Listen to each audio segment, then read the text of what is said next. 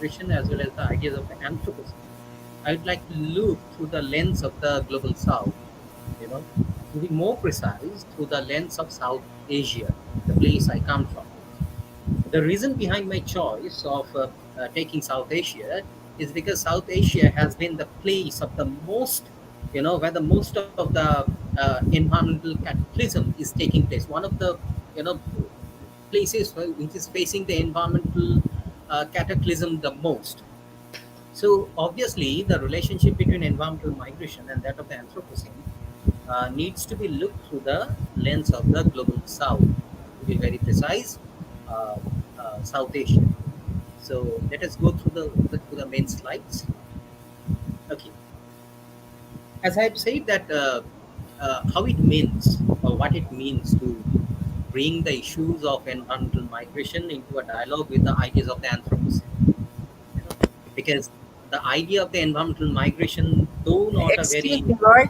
yeah Excuse me to interrupt you.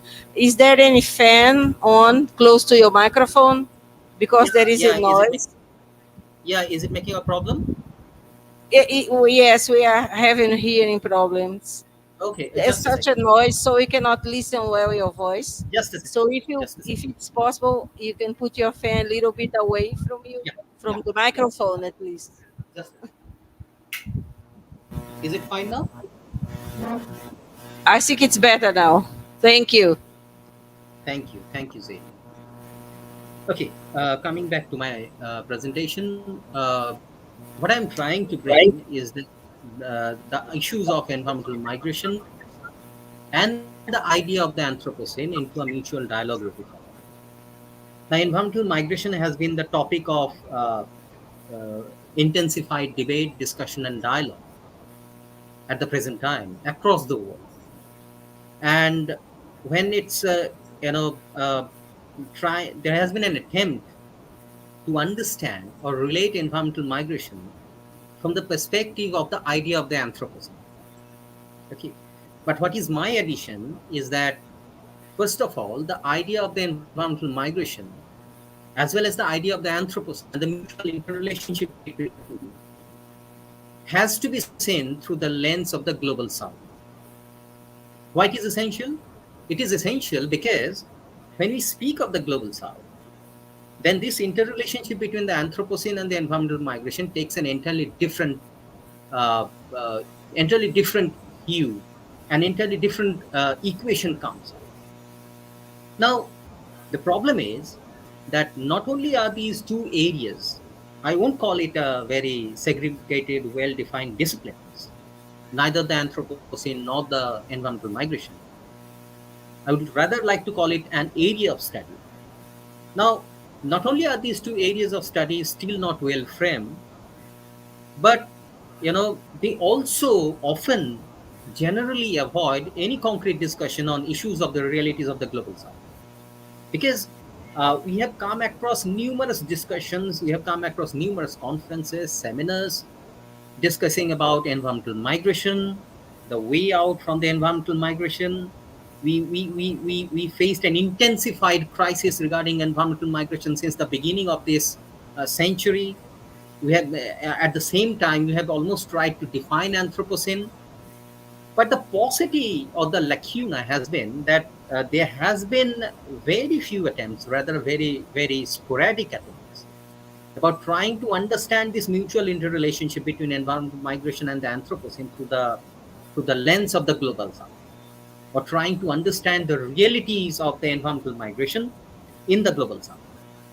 Now, this is an area that I would like to intervene, I would like to understand, I would like to delve, to explore how these relationships play out in case of the global south. Now, since I'm from South Asia, it would be my interest to look into the uh, uh, complexities of these issues in South Asia in particular.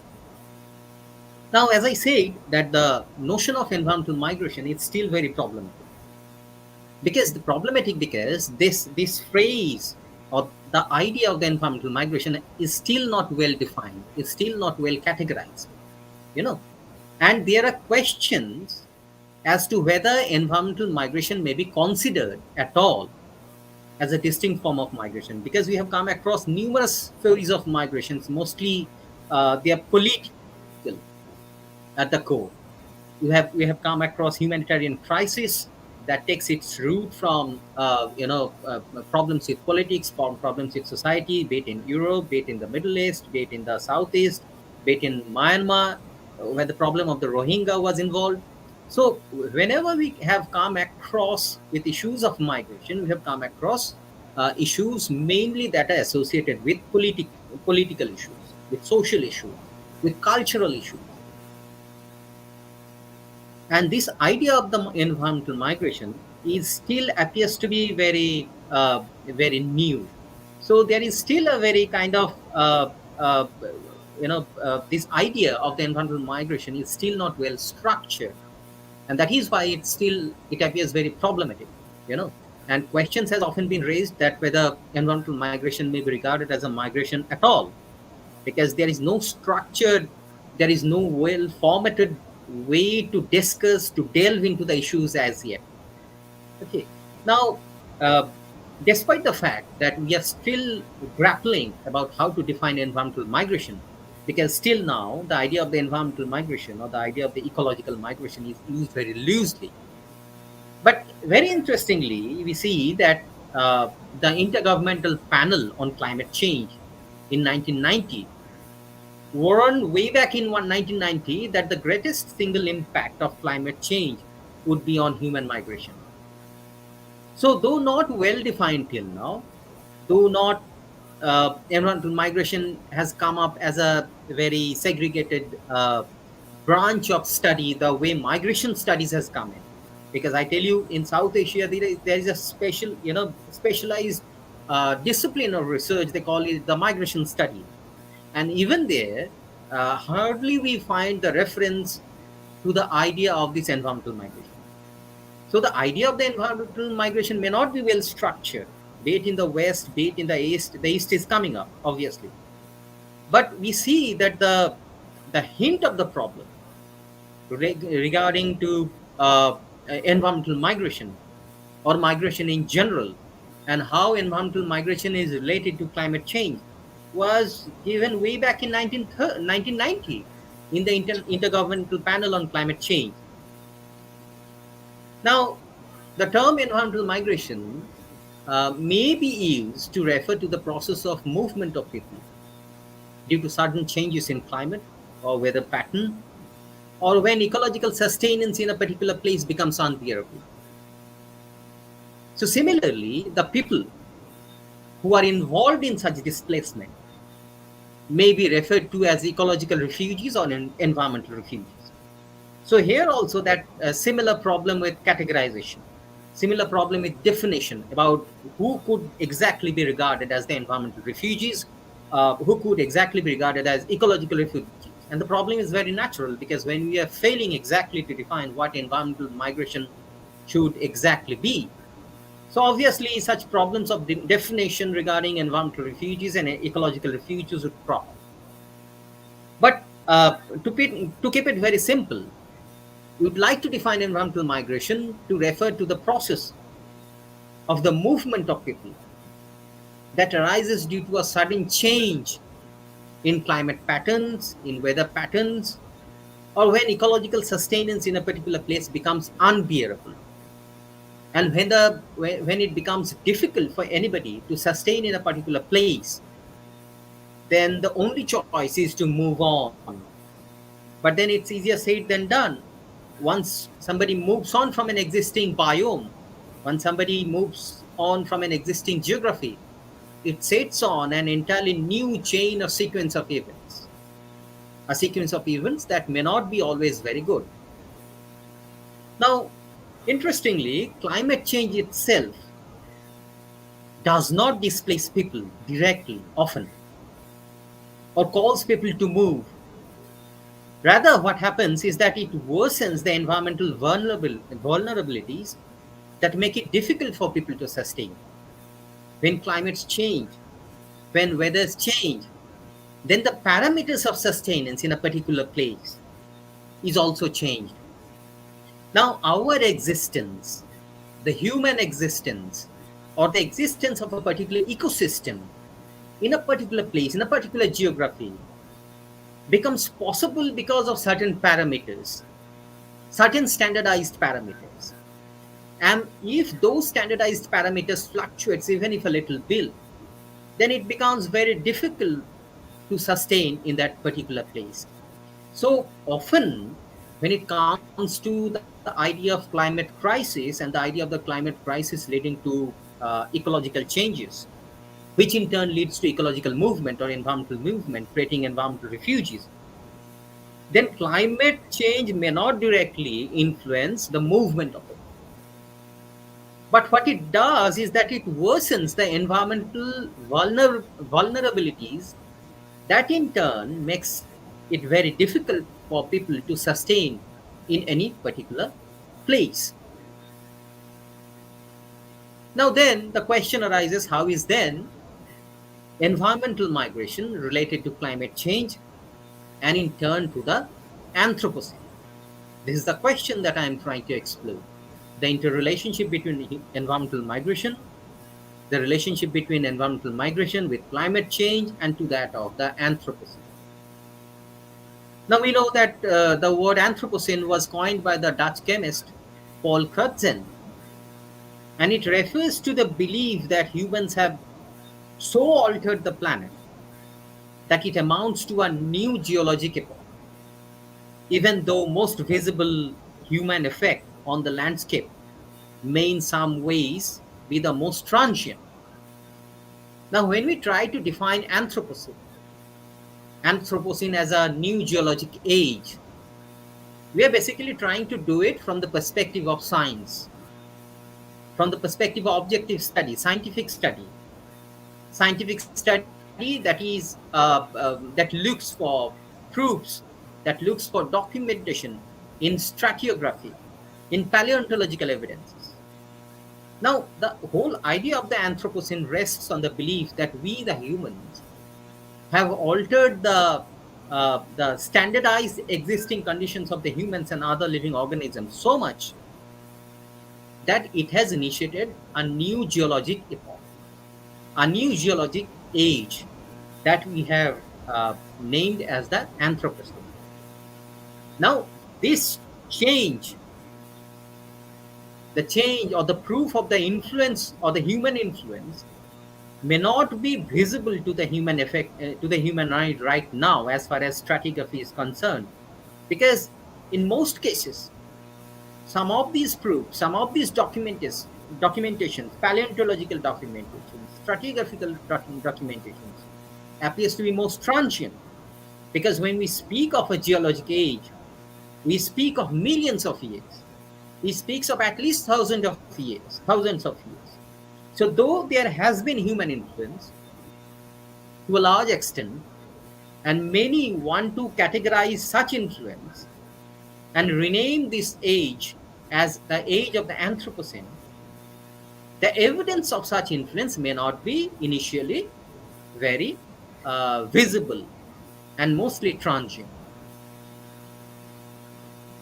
Now, such human-induced geological reordering has resulted from building vast swaths of cities, transformation of the land through farming, industrialized agriculture, industries, constructing dams, genetic engineering of the flora and fauna, among various other interventions. These are just a few instances of the kind of interventions that we have made, the kind of interventions that humans have made in all possible areas, in all possible ways that was necessary to make human life better or more desirable in the way they want. We have built cities, cutting down forest, chopping down forest. Denudation, deforestation has been a regular feature. We have transformed the land through farming, through agriculture. And obviously, transformation of the land for agriculture and farming has come up through deforestation, through agriculture. Not only just simple agriculture, we have taken to industrialized agriculture. We have taken to commercial farming. We have started to use synthetic fertilizers. We have started to use synthetic pesticides. synthetic fertilizers, synthetic pesticides that affects the land, the quality of the land. We have built industries by restructuring the landscape, by restructuring the geography.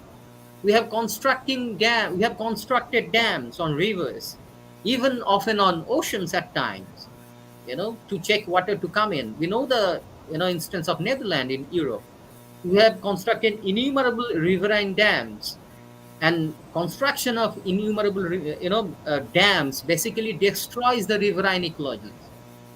We have gone to genetic engineering of flora and fauna, the hybrid variety of seeds, in creating varieties of seeds that might suit our commercial need, but that might not be very beneficial as far as the genetic pool of this earth is concerned.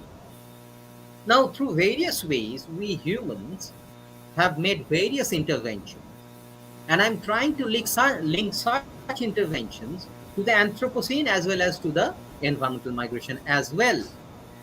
Now, such influences, the influences that humans have made at a very rapid scale. Now, though traces of such human impact may not be stratigraphically significant, what it does that it often sets on the chain of reactions, most of which are visible and whose action is often delayed across time and space. It is not as if that the action of the humans on this planet is visible at once. It comes very slowly at times. When I speak of this slowly coming, the influence, the impact of such human influence of nature on the environment, I'm reminded of the idea of the slow violence that Rob Nixon pointed out in his book in the same name. An influence, the violence that is deferred endlessly, that is slow in its impact, because we generally speak of violence as something that is very, theatrical. We speak of violence as something that is instantaneously visible. But slow violence is something whose impact is not immediately visible, the impact of which is deferred endlessly, deferred and delayed across time and space. So a human intervention may be stratigraphically significant, but they may not be visible instantaneously. But what it does that it often sets on the chain of reactions that makes it visible through toxic magnification much later on. And when when the impact comes later on, the impact becomes many times higher than what it is right now.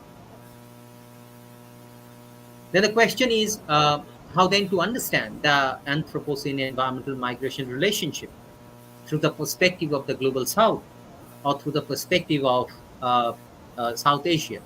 So how do we understand this Anthropocene environmental migration relationship, interrelationship? That is something that we are trying to study, something, the idea on which my observation centers, my observation focuses. So in this presentation, I would like to look at the anthropogenic realities of environmental migration through the frame of the global South, that is South Asia in particular. And in doing so, it would be my attempt to problematize the issues of environmental migration.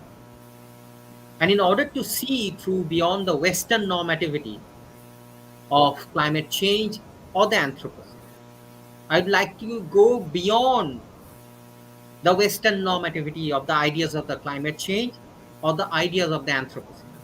This is something that my project focuses on, or rather would focus on. To the next slide.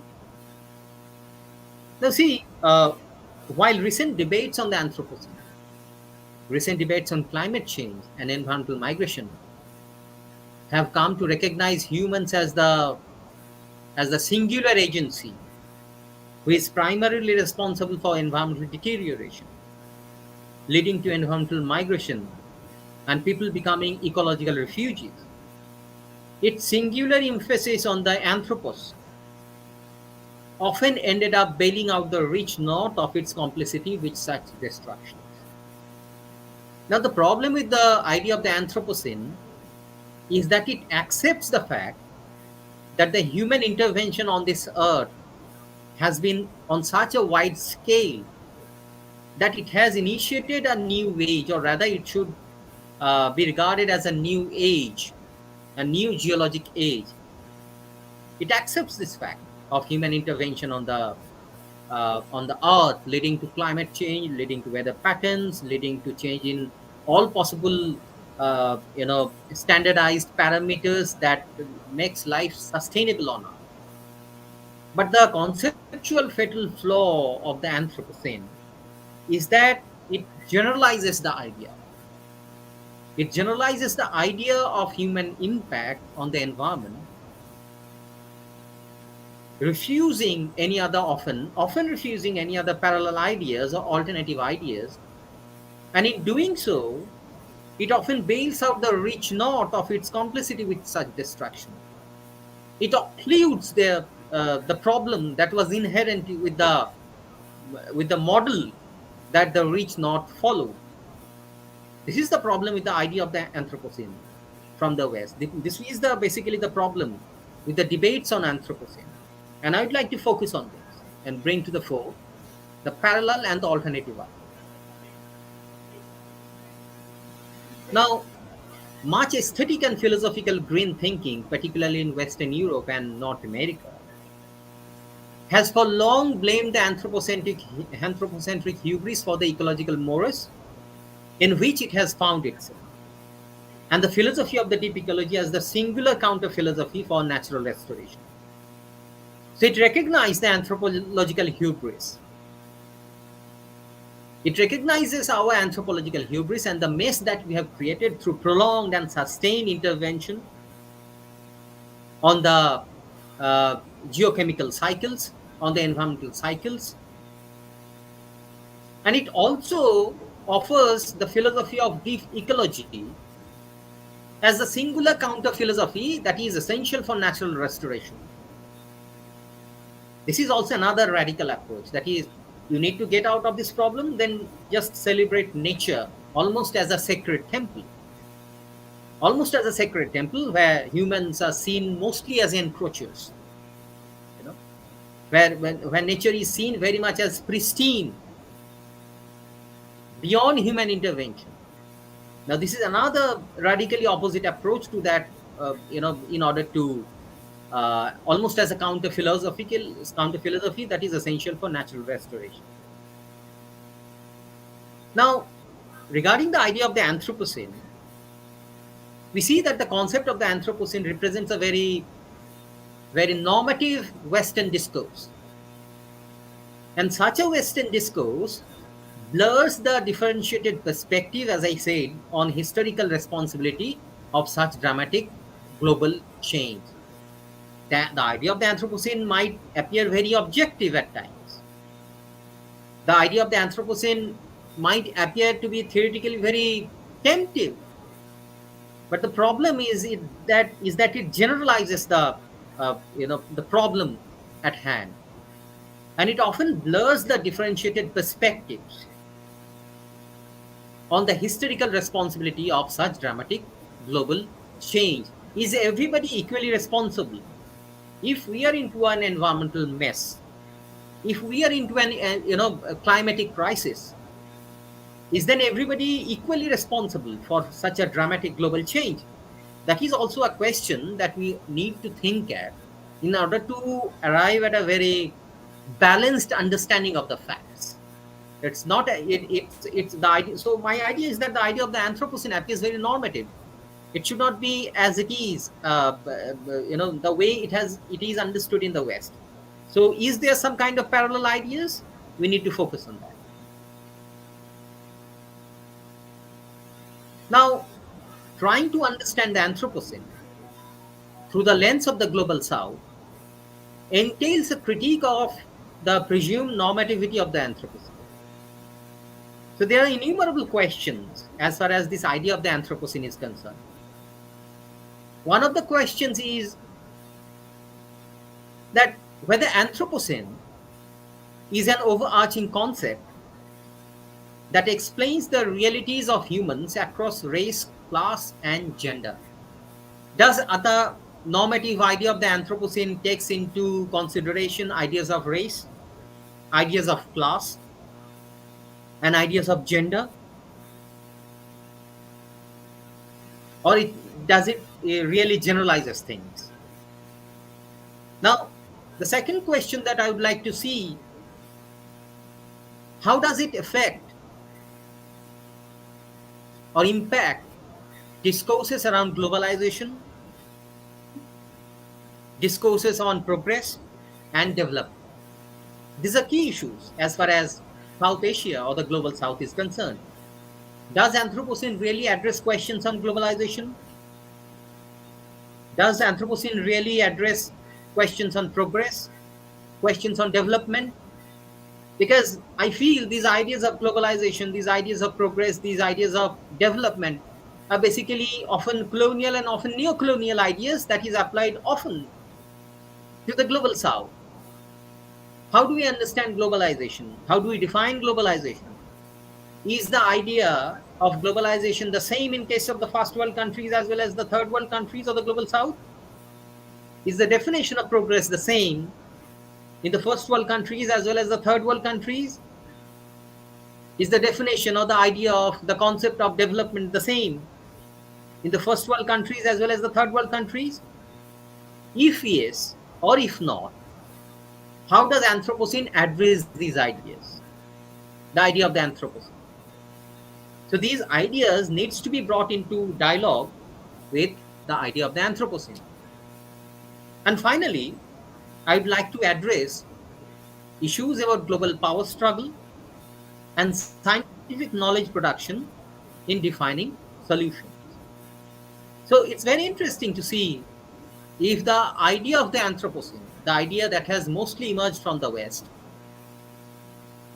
if it addresses issues of race, class, gender, globalization, progress, development, or does it really address issues about global power struggle, about scientific knowledge and the production of scientific knowledge, as well as scientific knowledge offering solution to these things? Now, interestingly, in his essay titled Post-Colonial Studies and the Challenge to Climate Change, the author Dipesh Chakraborty, or rather the historian Dipesh Chakraborty, argues that Western scientific reasoning relies too heavily on the universalist enlightenment view of human as potentially the same everywhere, the subject with capacity to bear and exercise rights, humans as constitutively one, as a species, a collectivity whose commitment to fossil fuel-based energy-consuming civilization is now a threat to the civilization itself. This is something that I was trying to interrogate. That is, while speaking about the Anthropocene, which leads to climate change, and which in turn leads to environmental migration, and while addressing such an idea of the Anthropocene, do we address or regard humanity or humans as a species? Is generalizing the flaw that humans have committed is going to give us solutions across the world? Because what Dipesh Chakraborty critiques is the Western scientific reasoning. The Western scientific reasoning that relies heavily in regarding the humans or the Western human as the universalist enlightenment person who has the potential or who is potentially the same everywhere. There is no discrepancies. Humans as a singular category across the world. It is regarded as species, and a species whose collective, a commitment to fossil fuel-based energy consumption has become almost a threat to that civilization itself. Now, the problem with such a definition, as Dipesh Chakraborty says, is that in trying to understand humanity in such a way ignores the post-colonial, postmodern view of the human as the same but endowed everywhere with what some scholars call anthropological difference. That it ignores the anthropological difference. When you regard humanity in trying to find out solutions for climate change and environmental migration, you regard the humans as a singular species who is singularly responsible for such a dramatic deterioration of the atmosphere or the ecosystem or the environment, then what you do is that you negate this anthropological difference. You do not take into consideration this anthropological difference. Differences such as class, sexuality, gender, history, and so on. And so we see that Dipesh Chakraborty goes on to argue that climate change will be rooted through all our anthropological differences. And however anthropogenic the current global warming may be in its origin, there is no corresponding humanity that in its oneness can act and act as a political agent. So these anthropological differences has to be taken into consideration. It is essential to interrogate when we speak about environmental migration, that is the result of climate change, then we also need to take into consideration these ideas of anthropological differences. And it becomes such an argument becomes even more pertinent when we speak of post-colonial countries or countries of the global south. I'm obviously speaking about South Asia in particular in this conversation. So we see that a place thus remains for struggles around questions of intra-human justice regarding the uneven impact of climate change. So there is some space for intra-human justice and struggles as far as the uneven impact of climate change is concerned. Because it's a very pertinent question. The question that does climate change affect everybody with the same intensity? Is the person in New York affected by climate change with the same intensity with a person who is staying in Calcutta in India, or Dhaka in Bangladesh, or Karachi in Pakistan? It's the question. Is the impact the same across the world? So such questions of struggles, such questions of intra-human justice needs to be interrogated, needs to be understood, and there has to be very sustained, honest, and serious attempt in order to understand these things. So Dipesh Chakraborty speaks about this intra-human justice, the intra-human struggles. And as such, the talk of species or mankind simply serve to hide the reality of capitalist production and the logic of the imperial, formal, informal, or machinic in a very delusion sense, or any kind of domination that it fosters. Why should one include the poor of the world? Basic question. Why should one include the poor of the world? The second world countries, the third world countries, and even the fourth world countries. We know what the Pacific Islanders are suffering. So why should one include the poor of the world, whose carbon footprint is very negligible anyway, very small? By use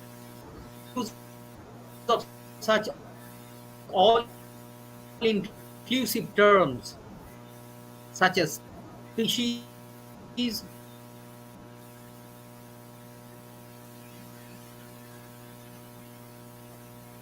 or, or mankind, in a context, in such a context, when the blame of the current crisis, current environmental crisis, should be squarely laid at the door of the rich nations in the first place. And also, not only the rich nations, but because that look at climate change to understand migration through the lens of colonialism, and behind colonialism or the neo-colonialism, the common factor is capitalism, the flow of capital.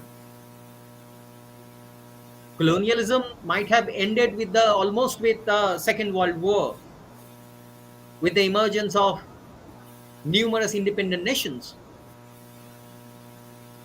But did colonialism really end? We see the same structures being followed, the same form of injustice being followed, the same patterns of exploitation, environmental exploitation is being followed. So many third world critics, many critics of the global south are of the opinion that colonialism didn't simply end. It has only changed its form. Whereas formerly the rulers were the colonizers from the West, the white colonizers. Now the rulers are a cartel composed of the former elites and the elites in their own country, the pockets of elites that it has created. So that's why we see that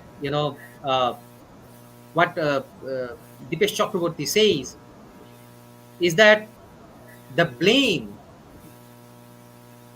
for such climate change, which has resulted in environmental migration, has to be put at the doors of the rich nations at the first place. And not only the rich nations, but also the richer classes in the poorer countries, who were directly, indirectly, theoretically are responsible to a large extent for such a crisis. So we see the idea of the class coming in, the idea of the class structure coming in when we speak of the idea of the environmental migration in South Asia, in the global south. We know that South Asia has seen a sustained period of colonialism. British colonialism, French colonialism, Portuguese, Dutch. Among all these, the British colonialism has been the most sustained colonialism. So it has to, obviously, you can't avoid the history of colonialism. You can't avoid the history of neo-colonialism while addressing the idea of climate change or environmental migration.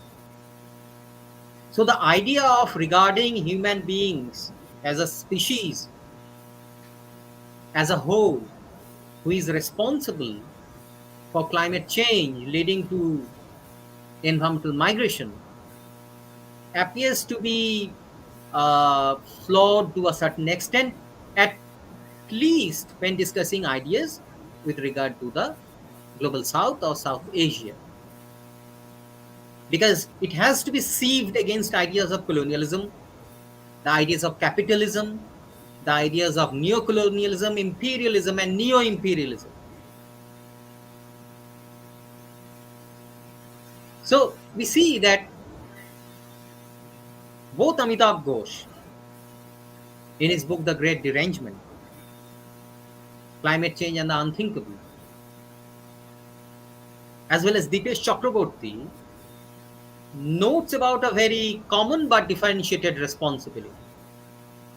Common but differentiated responsibility. Thereby alluding to the blame of climate change and the associated environmental migration on those who are retrospectively guilty. That is, the blame has to be more on the West, the industrialized West, for their past performance against those, or in comparison to those who are prospectively guilty. The West took on this industrial, industrial revolution. And it is the industrial revolution that to a large extent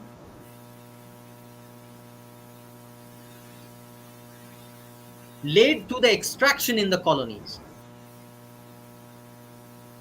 And such extraction led to gradual environmental deterioration. If you look into the history of colonialism, if you try to understand the history of the environment, or try to understand the history of the environment in the context and try to relate it with the history of colonialism, we will see that the idea of environmental migration, or the reality of the environmental migration, was very much there during the colonies. During the colonies, if we study Amitabh Ghosh's The Hungry Tide, the novel, or his non-fiction The Great Derangement, we find that there is this reference to the wild storm in Delhi as far as Hungry Tide is concerned. In The Great Derangement, Amitabh Ghosh speaks of the river shifting their courses when they were in what is now presently known as Bangladesh, leading them to shift as ecological refugees, move on as ecological refugees, and settle somewhere in the district of Bihar, the state of Bihar in India right now. So, shifting in riverine ecologies or riverine paths has been a reality. India is still facing it. But could we understand in reality the shift in the reverse ecology leading to environmental refugees by addressing the Anthropocene? No, it has to be read against the natural exploitation of during the colonial period. We know how the entire Himalayas had been denuded for the supply of teak. The natural vegetation of the Himalayas has been cut down. The Himalayas has been deforested. We know, the glaciers in the Himalayas are called the second pole, because the amount of snow, the amount of ice, the amount of glacier that feeds the river. But then such Himalayas had been denuded, deforested, which in turn leads to or affects the riverine ecologies. I already said that the impact of our intervention may not be initially visible, because the effect is often deferred, often delayed. So what Amitabh Ghosh says is that the same thing what Dipesh Chakraborty says, that the blame the West for the past performance against those who are prospectively guilty. Because the colonies, even after independence, have literally taken on the same model. The same model of development, the same model of progress, the same ideas of progress, or rather the enlightened ideas of progress. But Amitabh Ghosh says, that's why Amitabh Ghosh says that there has to be some kind of common but differentiated responsibility.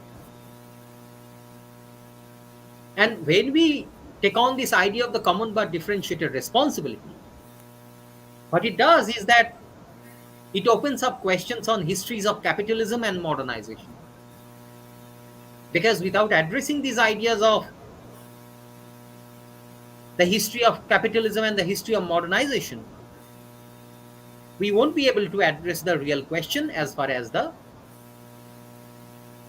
ideas of environmental migration in South Asia is concerned. Now, Though neither the ideas of the universalist enlightenment view of human or the idea of the post-colonial, postmodern view of the human supersede each other, it is essential to realize that for the global south or for South Asia, there is distinct environmental ethos and philosophy, and hence the environmental consciousness of South Asia has different ontological appeals. And this difference in ontology, this difference in epistemology has to be addressed, has to be recognized. We need to address this plurality. We need to address this multiplicity. And then only we can be in a position to address or to understand the realities of the environmental migration as far as the South Asia is concerned. The point of presenting an alternative view is not to supersede the earlier view, not to supersede the scientific data that has been produced, which refers that humans are responsible, that the climate change or environmental migration, the anthropogenic crisis is responsible to a long way. It is not to supersede it, but to present an alternative view. Now, to understand environmental migration in South Asia, one has to understand the mutual entanglement between colonial history, as I said, with its associated history of capital and the history of the environment. Because the common thing behind colonialism or neocolonialism is the capital and the flow of capital. The flow of capital. So if we want to ascertain, if we try to understand the realities of the environmental migration in the global south, we need to understand this mutual entanglement between colonial history, with the history of the capital, with the history of the environment, and then only we will be in a position to understand environmental migration. So we see that Amitav Ghosh notes how there has been something uncanny about the lack of emergence in literature and human culture in general toward climate change and the resulting migration, something that refutes Western Enlightenment ideas. If you go through Amitav Ghosh's The Great Derangement, one of the questions that Amitav Ghosh raises again and again is the idea of the uncanny about the lack of emergency, not only just global south, not only just South Asia, but in general, that we as humans do not acknowledge this emergency. We refuse to acknowledge this emergency. And as far as global south is concerned, there is a peculiar lack of emergency as far as literature and human culture is concerned. In acknowledging climate change, in acknowledging environmental migration being the result of climate change, and this is something that refutes Western Enlightenment ideas. And such a lack of, and such uncanny, the idea of the uncanny and the lack of emergency was even evident in the colonial period. You see, the colonial ports, both in the colonies as well as across the metropolitan centers, are increasingly being threatened by global migration because most of the ports are built very close to the city, very close to the ocean. And obviously, they are threatened by global migration, environmental migration, thereby creating environmental refugees. Because when the ports were created through colonial expansion, the people from that area were ruthlessly, shifted to some other places. And now again, because that place, after 200 years or 250 years, that place is being threatened by climate change, it again creates environmental refugees. So it is very interesting to note that many of the colonial ports in South Asia, such as Calcutta, such as Bombay, Madras, Karachi, Chittagong, ports which are used to ship natural resources from the hinterland through through forceful exploitation and removal of the ecosystem people who dependent on those resources, and forcing them to migrate as environmental refugees. It's very uncanny. It's very peculiar to understand that despite knowing everything, why did they build their ports there? So there is a sense of uncanniness there within the literature. Now, many of these ports, interestingly, became prominent due to large-scale trading of opium. The ports that I mentioned, they became very prominent due to large-scale trading of opium and indigo, among many others. Many others means various natural resources, which were forcefully cultivated on lands that were otherwise used for sustainable agriculture to feed the families. Because industrialization in the West depended on extraction from the colonies. Extraction from the colonies. Hello, Zelia. Hi. Hello.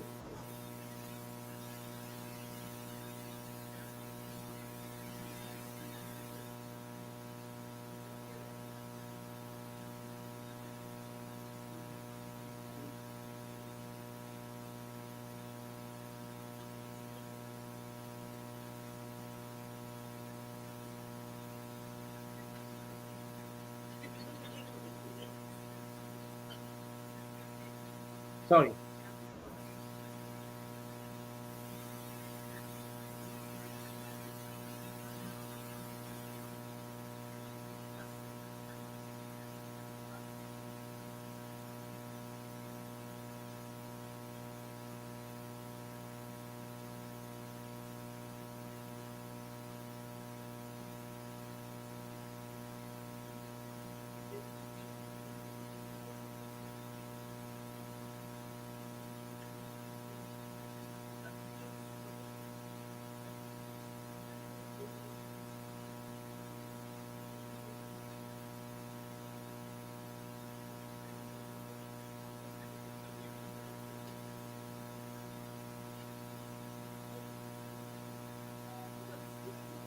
Okay, so we see that many of these ports became prominent due to as these ports were increasing natural resources or extractive resources from the colonies, and that basically hampered food security. Now, in absence of sustained income and food security, Amitabh Ghosh wonders is about the possible reasons behind the setting up of ports in such environmentally vulnerable locations, ignoring the emergency by the practical men of the colonies.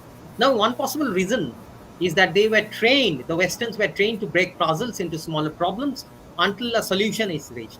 And once you do that, you basically ignore anything that is, we have spoken about the lack of emergency. When emergency comes, then emergency is generally regarded as a very umbrella term for crisis that demands immediate intervention. But in case of the global South, there is a terrible lack of sense of plight, you know and by the sense of plight, I'm referring to the Heideggerian idea of the lack of sense of plight, in the sense of the lack of the emergency consciousness. Now, Amitabh Ghosh again says that the climate crisis is a crisis of culture and thus of migration. By saying so, he seems to question the emergency caused by the lack of a sense of plight in the Anthropocene of South Asia. Now, since culture and imagination is intimately linked with the wider histories of imperialism and capitalism that have shaped the world, it is imperative that a critique of environmental migration resulting from such a lack of a sense of plight has to consider the intricacies of the subtle cultural matrices of South Asia. You see, South Asian fiction is an example of how these relationship, the eco-political relationship behind migration, ecological migration, has been reflected. For example, if you look at Mohsin Hamid's The Reluctant Fundamentalist, we will see that that Hamid responds to climate disruption and anticipated resettlement in a self-conscious manner. Because Hamid says that the apocalypse appeared to have arrived, and yet it was not such an apocalypse. Which is to say that while the changes were jarring, they were not the end, and life went on. This desire not to accept the crisis. So obviously, while there was essentially a lack of the sense of plight, there is also the essential linkages of ecological justice and political justice, which is typical to the environment of the global South. So we see that the aesthetics of South Asian fiction explores how environmental migration in the Anthropocene ecologies of South Asia has to be read against issues of racial violence, colonial hangover, capitalist economy, slavery, and social inequality resulting from unequal distribution of resources, and not to be understood as something very apolitical. It is through such stories of environmental migration, both real and imagined, and being sensitive to the history of colonialism and neocolonialism, as well as the history of the environment, that the impact of climate change in South Asia may be mediated among the masses. So we find this idea of this lack of sensitivity toward climate change or to recognize environmental migration in Kamala Markande's Nectar in a Sieve, a novel which explores how self-sufficient farmers become environmental refugees when they lose their land. When they lose their land. Now, basically, offering a very proleptic vision of a major environmental transformation unleashed by the modernization of liberalization programs in India over the second half of the 20th century. The novel depicts how ecosystem people of the margins become a victim of the post-independence narratives of industrialization and development, stripped of basic environmental rights of water, food, and land. So we see how everything changes. When the parameters change, they starve to death literally, and they have to move to an entirely different area as environmental refugees. Such an effect is also visible in Amitabh Ghosh's novel The Hungry Tide, which explores the issues of environmental migration from the perspective of Kusum, who belong to the lowest in the social order. Kusum's history is a story of migration from Bangladesh to the rocky resettlement camp of central India, and finally to the Sundarbans, latter evicted to ensure land for Project Tiger, that is a conservation effort to save the tigers. Now, Kusum stressed at the gradual scarcity of resources as fishes dwindle in the river, hinting at a perhaps another migration to places to meet their needs. Interestingly, Mohsin Hamid's The Reluctant Fundamentalist takes on a very more dystopian vision of the future as he imagines a world where environmental migration is no longer limited to South Asia or Pacific, but it is the future to Europe as well as the rest of the world. So we see that the issue of the environmental migration in South Asia is relatively uncharted. However, literary imaginations of environmental migration, both real and imaginary, do amplify the need to understand it as a socio-political issue. Environmental migration may be sudden or slow in its effect, spread across time and space, but it needs to be understood by addressing the structural inequalities, that is, the inequalities of society, inequalities of economics, and inequality of politics in order to understand it. This was all I had to say. Thank you. Thank you, Professor, for your interesting talk. Are you there? Yeah, Zelia. I can. So now we have some questions. I would pass to Professor Scott.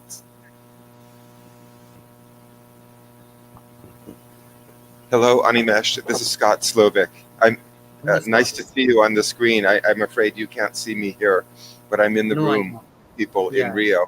Yeah, very nice to talk with you. And thank you for presenting what we would call the climate justice paradigm in intricate detail. I think you did a good job of articulating that particular paradigm, which is a sticking point, a point of contention and debate whenever there's a World Congress to talk about how to respond to global climate change.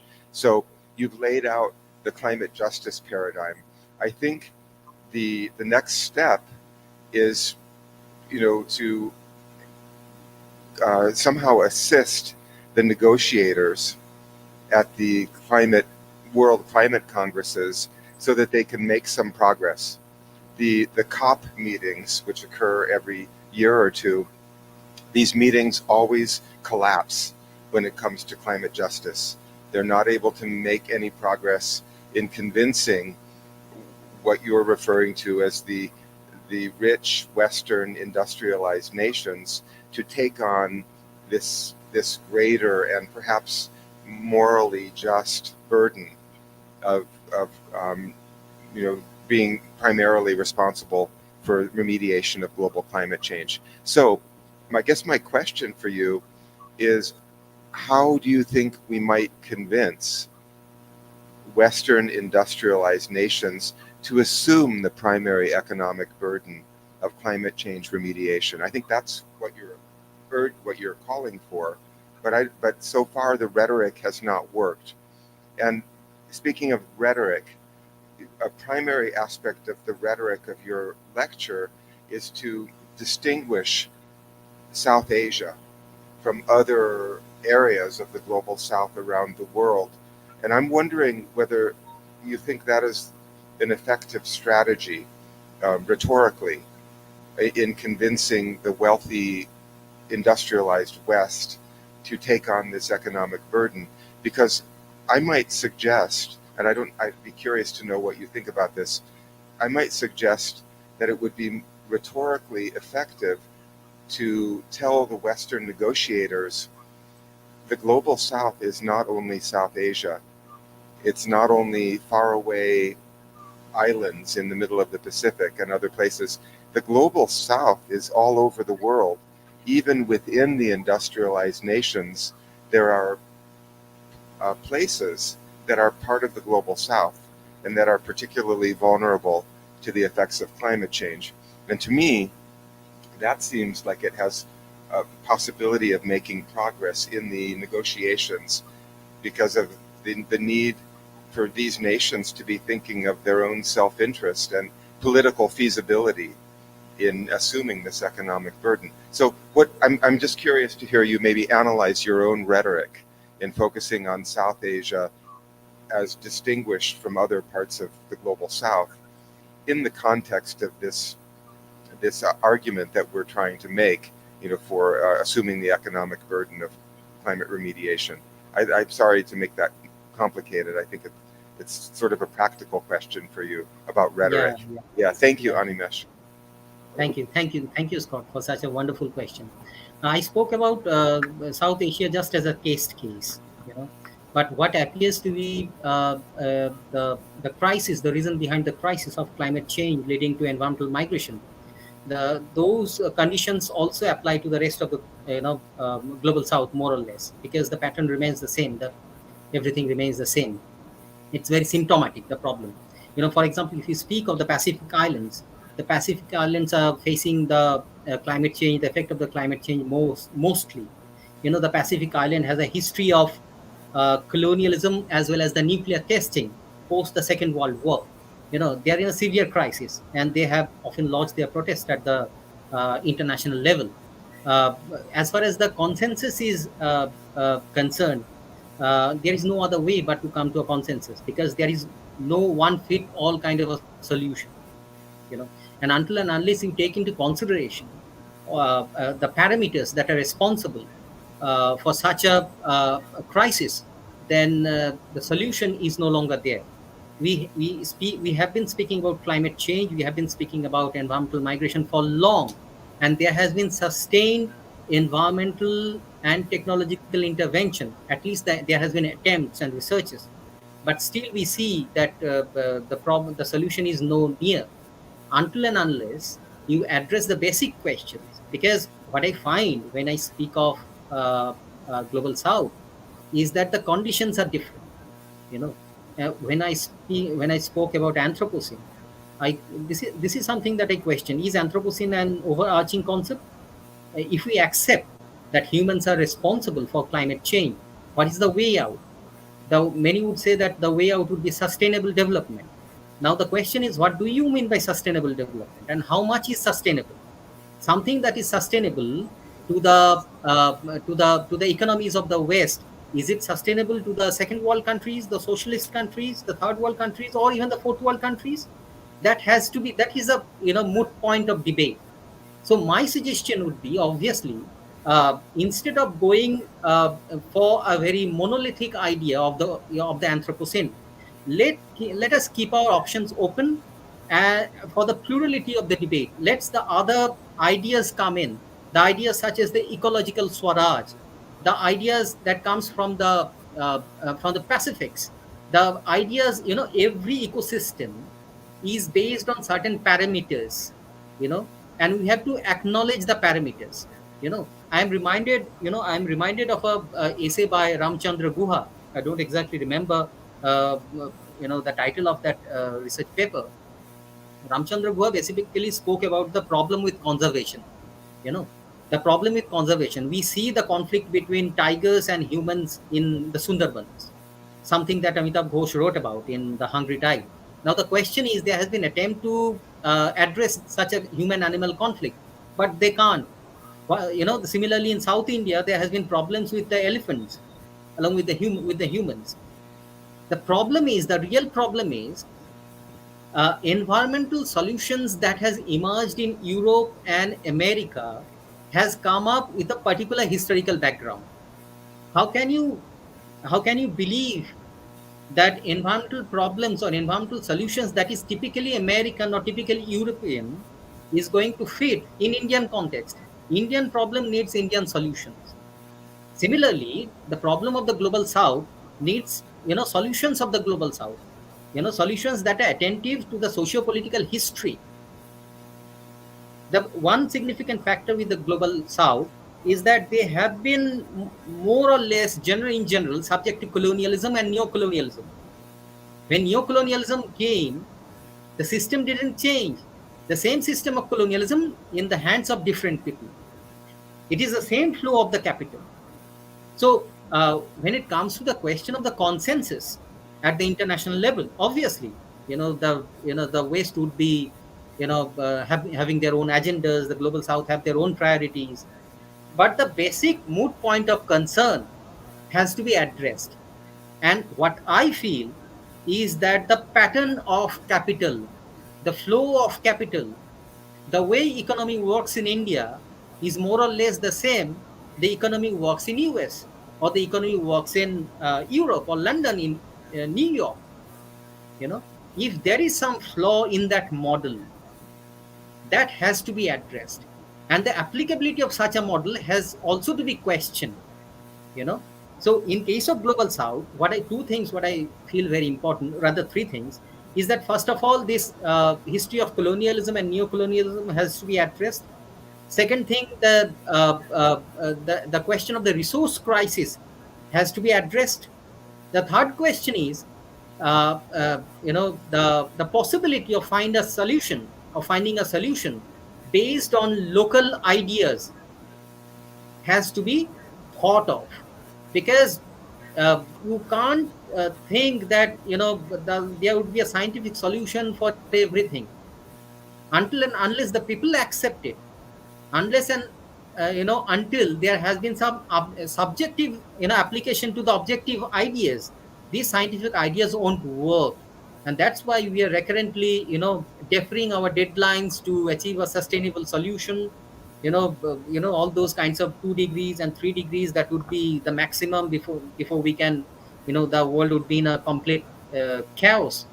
That's why we are deferring the deadlines, because we are not taking the project to everybody's door. We are trying to give a solution and forcing the others to accept it. The question of sustainable development has also to be questioned. What is sustainable and what is development? Something that can be categorized as development in the US, in New York, is it the same in Calcutta, in Delhi, in Karachi, in Bangladesh, in Nigeria? What is sustainable for the people in US? What is sustainable for the people in London? Is it sustainable for Calcutta? Is it sustainable for Bombay? Is it sustainable for Karachi or whatever? These subtle nuances has to be addressed. That is something that I would like to say. And yes, the local ideas has to come in. Local ideas has to come in. So we need to keep option for the plurality of the ideas, not ideas as something very monolithic, out of the box. I think that's something that we need to focus on.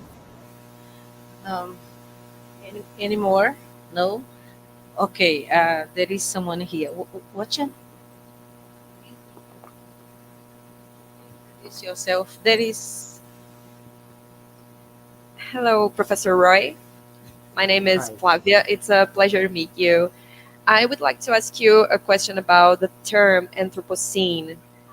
How do you feel about it? I'm asking you this because recently some people have been asking me, like, there are different ways people are referring to this, if I understand correctly, new geological stage in which we're in.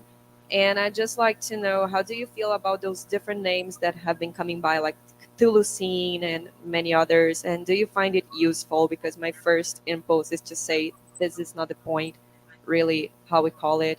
But I would like to hear from you, if you may.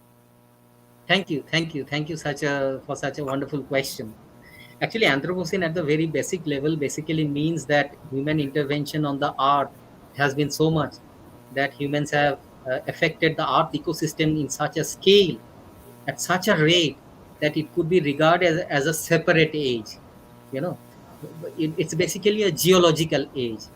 People in geology basically categorize different periods of time, as far as stratigraphical study is concerned, as far as paleontological evidence is concerned. So suggestions came up almost 20, 30 years back that human intervention on the climate, on the earth, has been so much that it could be regarded as a separate age. But there hasn't been any consensus, as at least at the scientific level, that such a term could really be uh, can really fit in, as far as science is concerned, as far as geology is concerned. But it is generally being used. Uh, Not only just Anthropocene, several other terms has come up. For example, Plastocene. You know, a couple of days back, I came across a word called Plastocene. Basically, refers that the humans have invented this material called plastic, and plastics is so much everywhere that it could be regarded as a separate age in itself. So this is a basic way of categorization of time, but it has not yet been given the sanctity from the international community. Uh, well, now it's my question. Yeah. I think that you pointed out the basic paradigms of the problem between North and South, which is a classical discussion. However, I think that the problem of global warming, we can see the word global is very important for us to consider the thing as a whole, because the entire world is suffering these effects. Um, I would like to know, for example, I consider it as a political problem between North and South. And then my question to you is how BRICS, okay, how BRICS can influence the politics of the environment in the dialogue between North and South. Because we are academics, we don't have the power, you don't have money, we don't decide anything except to discuss the problems. But we have authorities in our countries, and we already have discussed this, you and me, between you and me, this discussion, and I know you rely on the BRICS. You rely on the BRICS and the Union of India, Brazil, Russia, and China. So I ask you, from your Indian perspective, can you see any hope and see if this entity can help us or can improve and decrease these problems? I think so. Thank you, Zelia. I think so. But if we come with with the common agendas, obviously it's a political problem. Obviously, global warming is a political problem, just like the term globalization is political. When we speak of globalization, what's so global about globalization? You know, the main thing about globalization is the global flow of capital. You know, but then when we speak of globalization, question might arise: who benefits out of this global flow of capital?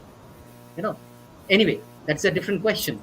But then, as far as these international platforms are concerned, solutions for climate change might arise. There might be a solution for climate change on the table, but provided we are in a position to accept it, we have to realize that whichever country it is, there is a segregation between this, the rich countries and the poor countries.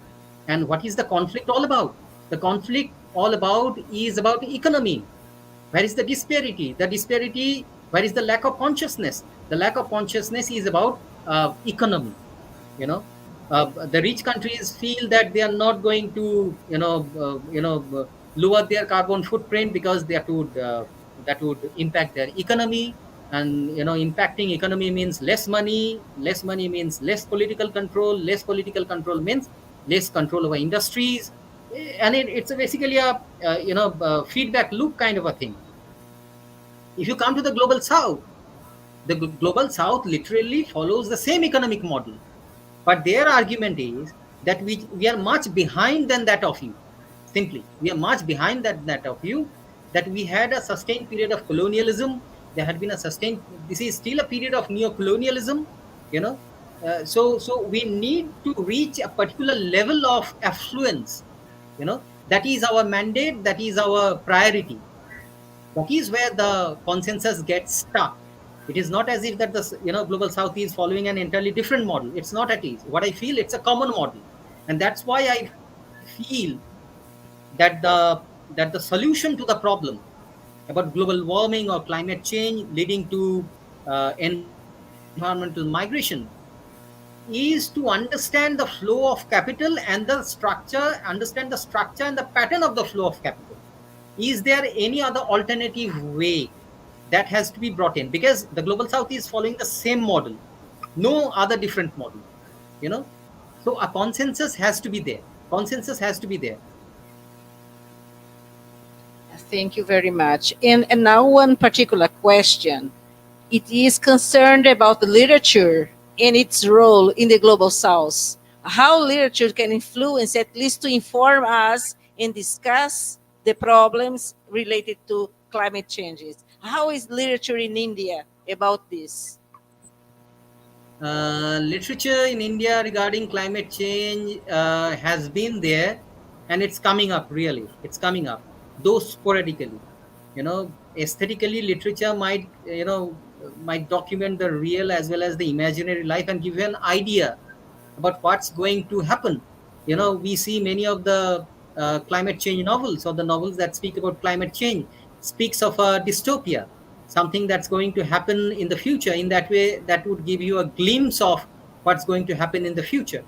There has been novels, there has been non-fictions that speak about climate change that people otherwise were not in a position to acknowledge.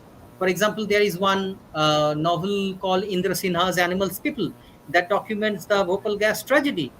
The question that Bhopal gas tragedy evoked, apart from depicting the horror of the tragedy, is that how can we mitigate industrial tragedy in the global south like that? Because global gas tragedy, you have to remember, is the largest industrial tragedy in the world, largest chemical disaster in the world. But very interestingly, Bhopal gas tragedy didn't get that kind of an attention or consciousness. It couldn't create that kind of consciousness or international media support or recognition as far as the crisis is concerned, as that of Chernobyl. Chernobyl, the issue of Chernobyl is known throughout across the world, but not that of Bhopal. So in that case, literature can play a big role in creation of the consciousness within people, obviously. Okay. Professor Scott wants to ask one more question. Yes. You're very provocative. Your discussion is very provocative.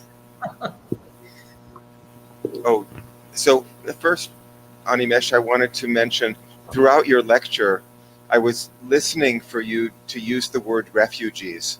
The phrase environmental or climate migration is interesting to me because to me, migration, it sounds morally neutral.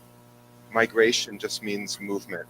But obviously, when we talk about climate migration, we mean people who have been coerced to move, forced under duress to move from places where they would rather be.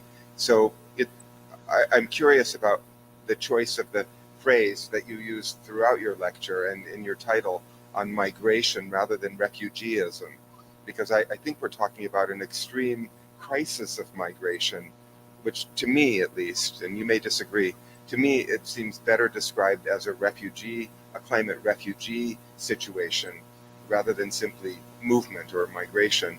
And then related to Zelia's question about literature, I'm interested in non-human migrations, and your talk is obviously very centered on the human response to climate change, which is perfectly justified.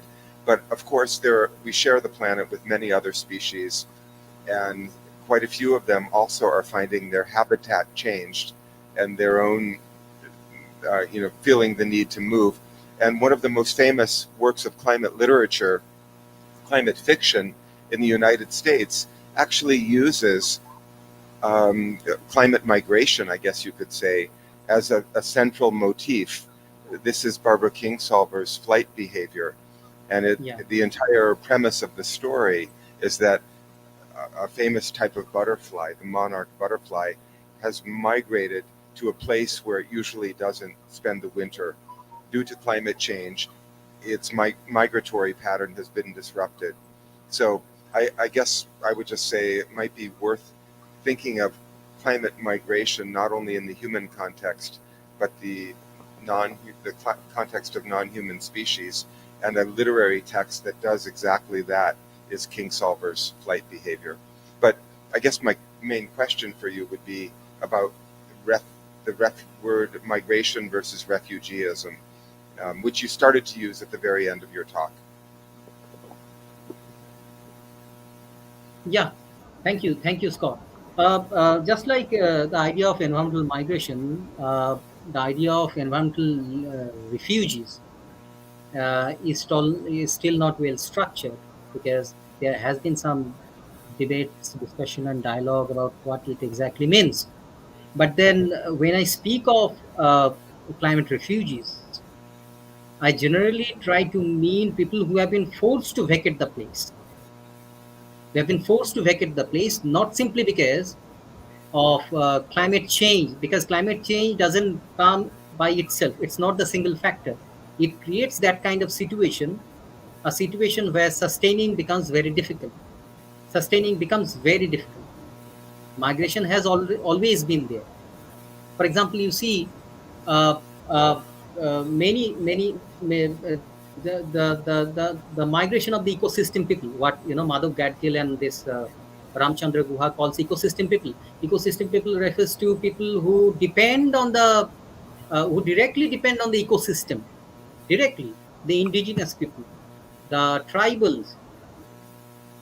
And many of the projects that are going on in the name of development, in the name of progress, they are ruthlessly being shifted, you know and the land acquisition are often done, or used to be done, through a colonial law that, before it was amended in India, because the colonial law didn't give any space for consent.